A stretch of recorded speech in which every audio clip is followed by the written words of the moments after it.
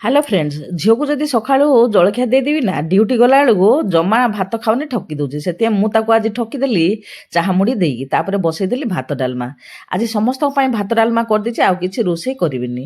ଏଇଠି ଗୋଟେ ଜିନିଷ ଦେଖନ୍ତୁ, ଭାଇ ଭଉଣୀ ଏକା ବୟସର ଗାଧେଇକି ଆସିଲେ, ଭଉଣୀ କୁଣ୍ଡେଇ ଦେଉଛି ଭାଇର ମୁଣ୍ଡ, ତାକୁ ଲଗେଇ ଦେଉଛି ପାଉଡ଼ର, ଆଉ ନିଜ ଡ୍ରେସ୍ରେ ତାକୁ କେମିତି ପୋଛି ଦେଉଛି ପୁରା।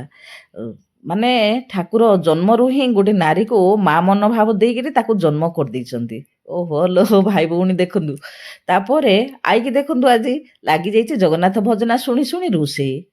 ଭାତ ଡାଲମା ଜଗନ୍ନାଥ ଭଜନା ଶୁଣି ଶୁଣି ଚାଲିଛି ରୋଷେଇ। ତାପରେ ପିଲାମାନଙ୍କ ପାଇଁ ଟିକେ ବାଢ଼ି ଦେଲି, ପିଲାମାନେ ଖେଳୁଛନ୍ତି ଖାଇକିରି।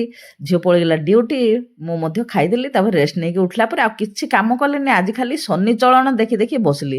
ଝିଅ ପଳେଇ ଆସିଲା ଡ୍ୟୁଟିରେ, ଆଣି ଦେଇଥିଲା ଫ୍ରୁଟ୍ ଜୁସ୍, ଅରେଞ୍ଜ ଆଉ ଭଣ୍ଡା, ତାକୁ ଖାଇକିରି ବସିଲି। ଆଶା କରୁଛି ଭିଡ଼ିଓଟି ଭଲ ଲାଗିଲେ ଚ୍ୟାନେଲକୁ ସବସ୍କ୍ରାଇବ୍ କରିବେ ବୋଲି।